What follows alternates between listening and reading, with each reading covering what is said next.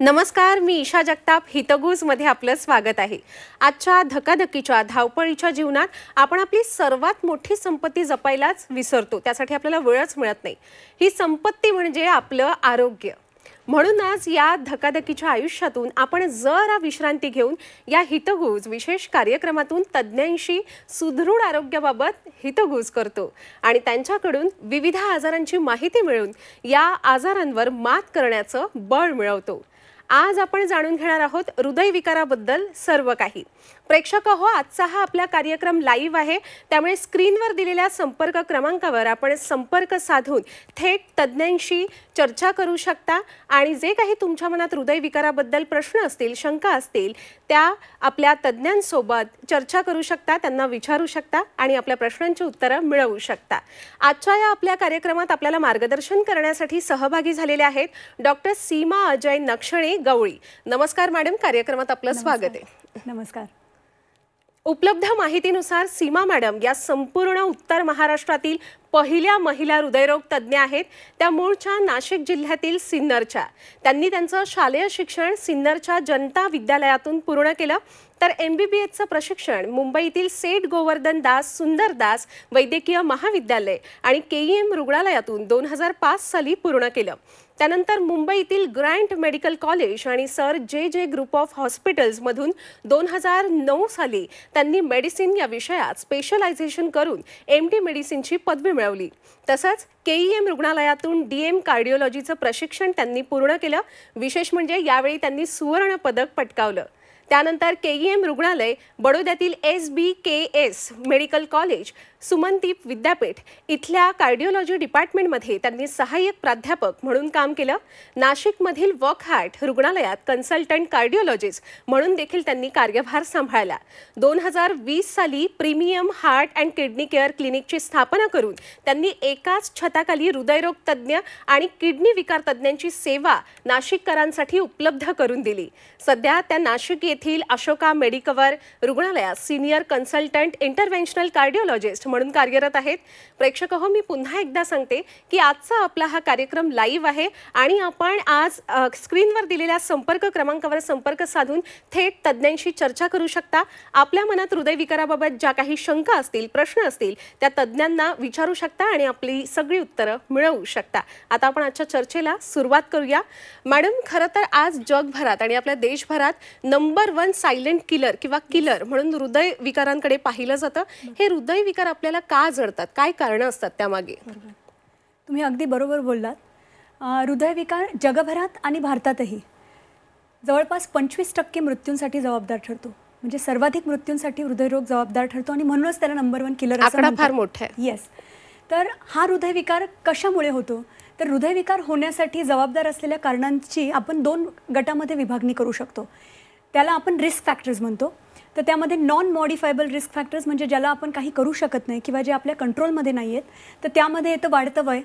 वाढत्या वयानुसार हृदयविकार होण्याचा धोका वाढत जातो.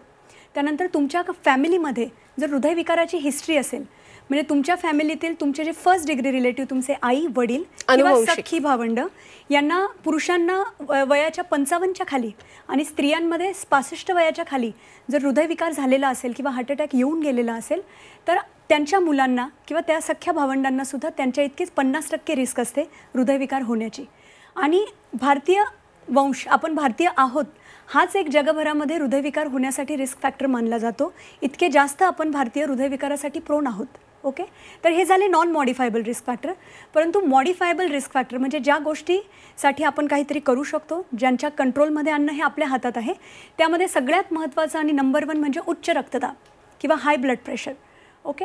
उच्च रक्तदाब हा आत्ता करंट सर्वेनुसार जवळपास 30% अर्बन आणि रुरल जनता ही हा उच्च रक्तदाबाने ग्रासित आहे. ओके. इतका तो कॉमन आहे. 3 मधील एका व्यक्तीला उच्च रक्तदाब आहे. परंतु ज्यांना उच्च रक्तदाब आहे त्यातील केवळ 50% व्यक्तींना तो माहिती आहे की आपल्याला उच्च रक्तदाब आहे. ज्यांना माहिती आहे त्यांच्यातील सुद्धा केवळ 50% व्यक्ती त्याचा उपचार घेत आहेत. आणि जे उपचार घेत आहेत त्यातील केवळ 50% व्यक्तींचा उच्च रक्तदाब हा अगदी व्यवस्थित प्रमाणात कंट्रोलमध्ये आहे. म्हणजे ही उच्च रक्तदाबाची आजची भारतातली स्थिती आहे आणि तो खूप मोठं कॉन्ट्रीब्युशन करतो हृदयविकारामध्ये. त्यानंतर येतं मधुमेह किंवा डायबिटीस आपल्याला माहिती आहे की भारताला आपण diabetes capital of the world म्हणतो. जगभरातील सेकंड हायेस्ट नंबर ऑफ डायबिटीसचे जे रुग्ण आहेत ते आपल्या भारतामध्ये आहेत. ओके. आणि डायबिटीस ज्यांना असतो त्या व्यक्तींना हृदयविकार होण्याचा धोका हा जवळपास 40 ते 50% घरामध्ये असतो. यानंतर रक्तामधील वाढलेलं कोलेस्ट्रॉलचं प्रमाण, ओके, किंवा ज्याला आपण हाय कोलेस्ट्रॉल म्हणतो, हे सुद्धा हृदयविकारासाठी कारणीभूत ठरणारं अतिशय महत्त्वाचं कारण आहे. आणि बरेचदा त्याची काही लक्षणं नसतात, त्यामुळे ते चेक केल्याशिवाय कळत नाही आणि चेक केल्यानंतर देखील त्याची ट्रीटमेंट बऱ्याचशा प्रमाणामध्ये घेतली जात नाही. यानंतर येतं की ओबेसिटी किंवा वाढलेलं वजन किंवा स्थूलता, जे अतिशय कॉमन झालेलं आहे आता आपल्या आजच्या बदलत्या जीवनशैलीमुळे.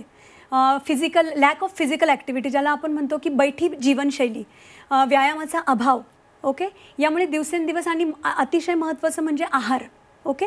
तुमचा जो मॉडर्न डाएट आहे, जो आपल्या धकाधकीच्या फास्ट जीवनशैलीमध्ये बरेचदा आपण फास्ट फूड खातो, जंक अगदीच फूड मॅडम, खातो. आपण आम्हाला सविस्तरपणे सांगताय की हृदयविकाराची कारणं काय कारणं असतात, काय आहेत? पण आपल्या बरोबर एक प्रेक्षक जोडलेले आहेत. ओके. अविनाश गोडसे बोलतायत यवतमाळहून. बोला अविनाश. Hello madam. येस, नमस्कार. रात्री कळ येते कधी कधी आणि जळजळपणा, वजन वाढलेलं आहे. सलग बोला तुम्ही. अविनाश, तुम्ही सलग बोला, तुमचा आवाज पोहोचतोय आमच्यापर्यंत. अच्छा, अविनाश यांनी विचारलेलं आहे की त्यांच्या छातीत जळजळ होते, कळ येते, बरोबर. यावर काही उपाय? मला वाटतं छातीत दुखणे, छातीत जळजळ होणे हे हृदयविकाराचं एक लक्षण असू शकतं. तर मला वाटतं जेव्हा कधी कुणालाही अशा पद्धतीचा त्रास होत असेल तर या लक्षणांकडे दुर्लक्ष न करता त्यांनी त्वरित आपल्या जवळच्या डॉक्टरांशी संपर्क साधून हृदयाशी संबंधित काही बेसिक तपासण्या असतात, जसे की कुणालाही छातीत दुखत असेल. सर्वप्रथम जे मी कारणं तुम्हाला सांगत होते की कुठल्या कारणांमुळे हृदयरोग होतो, आपण सगळी प्रॉपर हिस्ट्री घेतो पेशंटला, यापैकी कुठलं कारण आहे का. आणि तपासण्यांमध्ये सर्वप्रथम एक इलेक्ट्रोकार्डिओग्राम किंवा ECG असं म्हणतात, तो ECG काढला जातो. त्या ECGमध्ये आपल्याला बरीच माहिती मिळते. म्हणजे जो हृदयविकाराचा जो मोठा झटका किंवा मेजर हार्ट अटॅक म्हणतात, त्याचं निदान खरं तर ECGतूनच होतं. ओके. तर ECG काढला जातो. त्यानंतर 2D इकोकार्डिओग्राफी किंवा ज्याला हृदयाची सोनोग्राफी म्हणतात, त्यामध्ये आपल्याला हृदयाच्या स्नायूंची पंपिंग क्षमता कशी आहे, झडपांचं कार्य कसं चालू आहे, हृदयावर सूज आहे का, या सगळ्या बाबींची डिटेल माहिती मिळते. तर मला वाटतं अविनाश यांनी आपल्या जवळच्या हृदयरोग तज्ज्ञांना भेट देऊन ECG, 2D इको आणि गरजेनुसार स्ट्रेस टेस्ट किंवा ट्रेडमिल टेस्ट या तपासण्या करणं गरजेचं आहे, ज्यातून त्यांच्या आजाराचं नीट निदान होऊ शकेल. अगदीच. आणि आता पुढचे आणखी एक प्रेक्षक आपल्या बरोबर जोडलेले आहेत. वैभव धुरी बोलतायत आपल्याशी. वैभव, बोला. बोला. मॅडम नमस्कार, मी सिंधुदुर्गवरून वैभव धुरी बोलतोय. मॅडम, जो आता आपण म्हणता की हृदयविकार आहे तो स्ट्रेस घेऊन होऊ शकतो का? कारण आजकाल ह्या जीवनशैलीमध्ये हा स्ट्रेस घेऊन पण हृदयविकार होतो. त्यासाठी मला एक थोडी आपली माहिती पाहिजे होती. खूप छान प्रश्न विचारला आहे. ओके.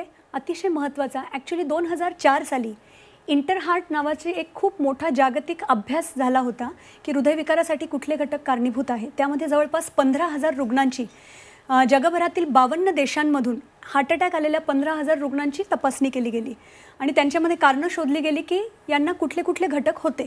तर त्या अभ्यासामुळे आपल्या हे लक्षात आलं की सायकोसोशल स्ट्रेस हा सुद्धा, जसं मी तुम्हाला सांगत होते, BP, शुगर, कोलेस्ट्रॉल, लठ्ठपणा, तेवढाच महत्त्वाचा आजच्या काळामध्ये सायकोसोशल स्ट्रेस हा सुद्धा हृदयविकार होण्यासाठी एक महत्त्वाचा कारणीभूत घटक आहे. या सायकोसोशल स्ट्रेसला त्यांनी 4 भागांमध्ये विभाजित केलं होतं. सायकोसोशल स्ट्रेस म्हणजे स्ट्रेस ॲट वर्कप्लेस. आजच्या काळामध्ये सर्वांनाच खूप प्रेशराइज्ड जीवनशैली आहे, करिअरचे ॲम्बिशन्स आहेत, प्रोलॉंग्ड वर्किंग आवर्स, खूप जास्त काळ स्पर्धात्मक युग आहे. त्यानंतर वर्क लाईफ बॅलन्स तितकासा अचीव होऊ शकत नाही. आणि स्ट्रेस ॲट होम ऑल्सो.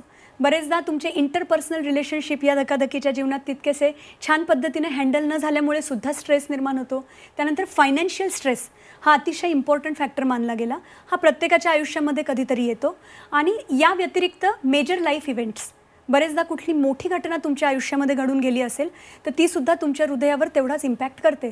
तर मी हे नक्की सांगेल की सायकोसोशल स्ट्रेस हा हृदयविकार होण्यासाठी आणि हार्ट अटॅक येण्यासाठी एक अतिशय महत्त्वाचा घटक आहे.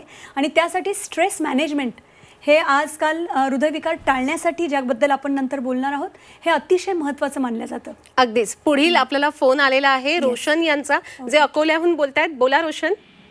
Hello ma'am. नमस्कार. नमस्कार. मॅडम, माझा असा प्रश्न होता की मला माझ्या डाव्या म्हणजे लेफ्ट हँड कडून नाही का छातीमध्ये असे चमक निघाल्यासारखी होते, तर याच्यासाठी मी कोणती तपासणी केली पाहिजे? बरोबर. ॲक्च्युली यापूर्वीच्या प्रश्नाचं उत्तर देताना मी सांगितलं की जेव्हा कधी कुणालाही छातीत दुखत असेल तर त्या लक्षणाकडे दुर्लक्ष न करता बरेचदा असं होतं की हार्ट अटॅकची लक्षणं आणि ॲसिडिटीची लक्षणं ही बरीचशी एकमेकांशी जुळती मिळती असतात. बरेचदा लोकांना ज्या वेळेला छातीत चमक येते किंवा छातीत जळजळ होते त्यावेळेला हार्ट अटॅकमध्ये सुरुवातीचा 1 तास हा गोल्डन आवर मानला जातो.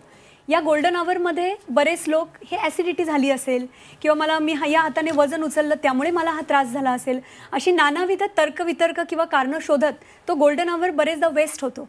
तुम्ही कधीही छातीत दुखल्यास वेळ वाया न घालवता तुमच्या जवळच्या डॉक्टरांकडे जाऊन एक इलेक्ट्रोकार्डिओग्राम किंवा ECG काढणं गरजेचं आहे.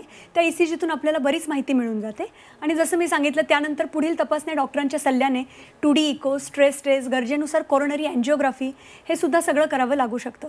आणि या व्यतिरिक्त जर या सगळ्या तपासण्या नॉर्मल आल्यास आम्ही हृदयविकार सोडून इतर कारणांकडे मग फोकस करतो.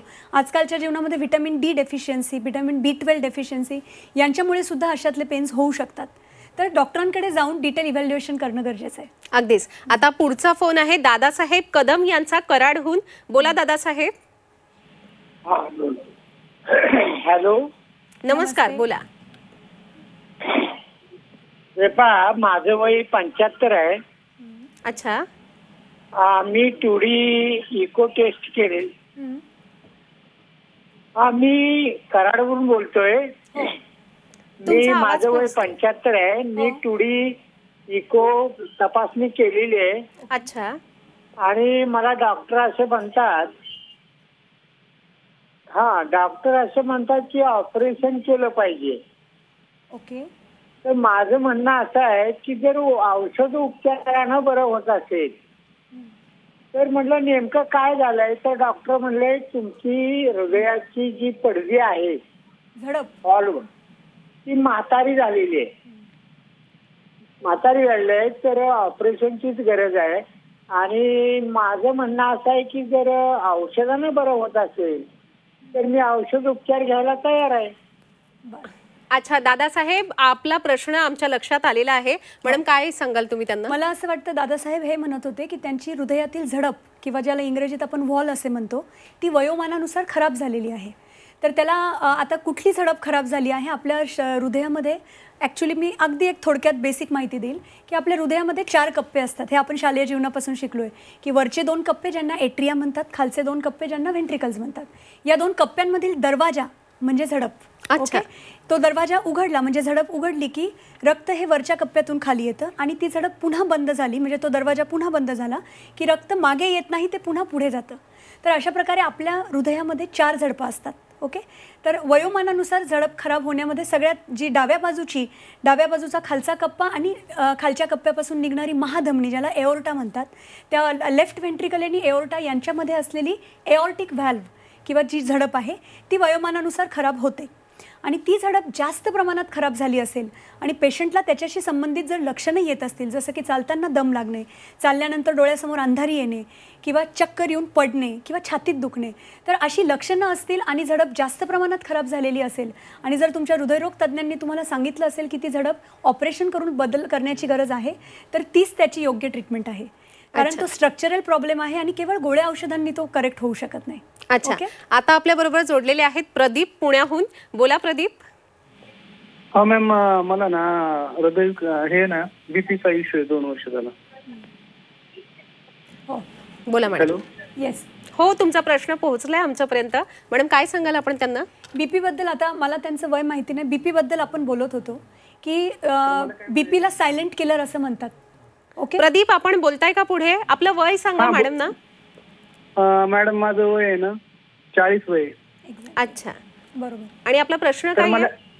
मला काय म्हणायचंय मॅम, मला ना झोपीमध्ये ना रात्री एकदम घाम आल्यासारखं होतो. बरं, ठीक आहे. आता बघा, यांचं वय 40 आहे आणि यांना BP आहे.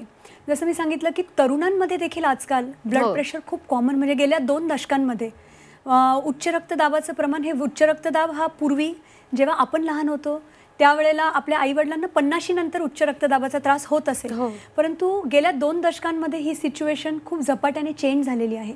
उच्च रक्तदाब हा आता केवळ वृद्धांचा आजार नसून अगदी तरुण, म्हणजे 20शीतले आणि 30शीतल्या तरुणांना सुद्धा उच्च रक्तदाबाचा त्रास होतोय. याला जबाबदार बदललेली जीवनशैली, ओके, व्यायामाचा अभाव, वाढलेलं वजन, वाढलेला ताणतणाव, ओके.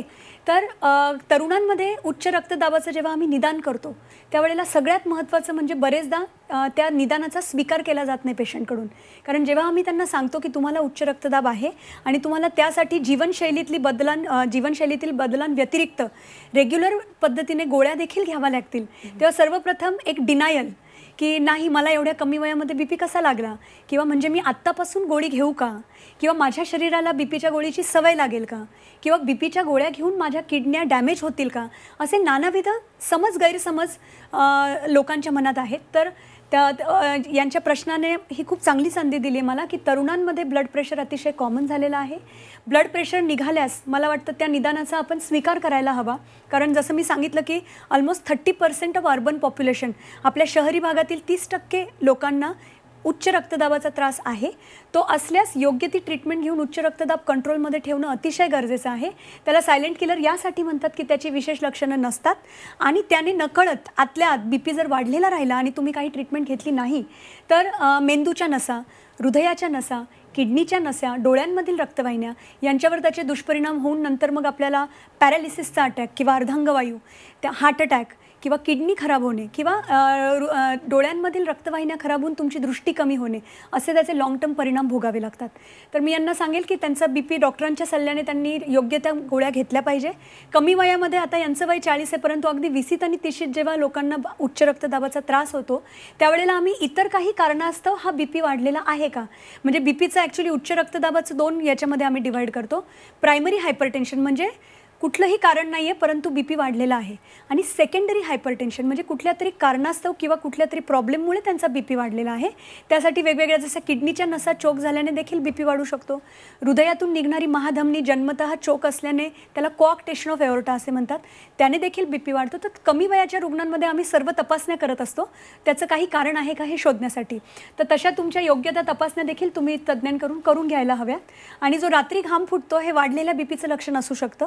आणि मला वाटतं डॉक्टरांच्या सल्ल्याने कुणालाही ब्लड प्रेशर जेव्हा निघतं तेव्हा BP आपण म्हणतो ना असोसिएशन्स, जेव्हा हाय BP निघतो तेव्हा बरेचदा शुगर देखील निघते. आपण डिटेलमध्ये रक्ताच्या तपासण्या करून घ्यायला हव्यात. आणि आम्ही कॉमनली ज्यांना BP नव्याने निघतो त्यांना BP सोबतच शुगर, कोलेस्ट्रॉल, थायरॉइड अशा काही बेसिक रक्ताच्या तपासण्या करायला सांगत असतो, तर त्या त्यांनी करून घ्यायला हव्यात. म्हणजे एकूणच संपूर्ण शरीर हळूहळू पोखरणारा असा हा आजार आहे. खरं तर मॅडम, केवळ ब्लड प्रेशरच तरुणांमध्ये आजकाल मोठ्या प्रमाणात होत नाहीये, तर हृदयविकाराचा झटका येण्याचं प्रमाणही तरुणांमध्ये वाढलेलं आहे. यामागे काय कारण आहेत? हे अतिशय इम्पॉर्टंट, पर्टिक्युलरली कोविडच्या पॅन्डेमिक नंतर सुद्धा आणि इव्हन त्याआधीसुद्धा गेल्या 2 दशकांमध्ये हार्ट अटॅक किंवा हृदयविकार हा वृद्धांचा आजार राहिलेला नसून 40 खालील, तुम्हाला मी आकडेवारी सांगते, इंडियन हार्ट स्टडीच्या म्हणजे आपल्याला रिसर्चनुसार आपल्याकडे ही माहिती आहे की भारतामध्ये हृदयविकारामुळे जे मृत्यू होतात त्यातील 50% मृत्यू हे 50 खालील वयाच्या लोकांमध्ये होतात. त्यानंतर जवळपास 25% हार्ट अटॅक जे येतात सगळ्यांना, त्यातील 25% हार्ट अटॅक हे 40 खालील रुग्णांमध्ये येतात. आणि आजकाल तर अगदी 30मध्ये सुद्धा हार्ट अटॅक येणं हे अगदी कॉमन झालं आहे. आता याला जबाबदार काय, तर पुन्हा मी जे सांगत होते की हृदयविकार होण्यासाठी जे घटक आहेत कारणीभूत, उच्च रक्तदाब, मधुमेह, रक्तातील वाढलेलं कोलेस्ट्रॉल, व्यायामाचा अभाव, वाढलेली स्थूलता किंवा पोटाचा घेर, पर्टिक्युलरली त्याला आम्ही ॲब्डॉमिनल ओबेसिटी म्हणतो. त्यानंतर अनहेल्दी डाएट, म्हणजे हार्ट हेल्दी डाएट नसून ज्याच्यामध्ये आपण म्हणतो फळे आणि भाजीपाला हे याचं प्रमाण खाणं खूप कमी झाले, आणि प्रोसेस्ड फूड किंवा पॅक्ड फूड, जंक फूड ज्याच्यामध्ये खूप जास्त प्रमाणामध्ये ते शुगर आणि सॉल्ट लोडेड असतं, अशा आहाराचं अधिकाधिक सेवन, या सगळ्या गोष्टींचं प्रमाण तरुणांमध्ये देखील वाढलं आहे. जसं मी सांगितलं, यंग हायपरटेन्शन कॉमन झालं आहे, तसंच डायबिटीससुद्धा तरुणांमध्ये खूप झपाट्याने होतो आहे. वाढलेलं कोलेस्ट्रॉल, या सगळ्या गोष्टी वाढलेल्या असल्यामुळे तरुणांमध्ये सुद्धा आता हार्ट अटॅक खूप कॉमन झालेला आहे. तेव्हा तरुण व्यक्तीला, अगदी 20 वर्षाच्या तरुणाला सुद्धा जर छातीत दुखलं, घाम फुटला, धाप लागली किंवा अचानक काहीतरी वेगळी लक्षणं जाणवल्यास त्याने असा विचार करायला नको की माझं वय केवळ 20 आहे आणि मला कुठून हार्ट अटॅक येणार आहे. तर असं राहिलेलं नाही. तर आपल्याला कधीही लक्षणं जाणवल्यास मी एकच परत सांगेल की त्वरित आपल्या जवळच्या डॉक्टरांकडे सल्ला म्हणजे जाऊन एक ECG काढणं खूप गरजेचं आहे. अगदीच. म्हणजे आपण रुटीन चेकअप हे करायलाच हवं आणि कोणत्याही लक्षणांकडे म्हणजे मॅडमनी सांगितलेल्या कोणत्याही लक्षणांकडे कोणीही दुर्लक्ष करू नये. मॅडम, आज आपण या ठिकाणी उपस्थित राहिलात आणि आम्हाला एवढं सखोल मार्गदर्शन केलं, आपल्या प्रेक्षकांच्या प्रश्नांची आपण उत्तरं दिलीत, त्याबद्दल मी आपले मनापासून आभार व्यक्त करते. धन्यवाद. Thank you so much. प्रेक्षक हो, आता वेळ झालेली आहे इथेच थांबण्याची. ताज्या घडामोडींसाठी पाहत रहा झी 24 तास.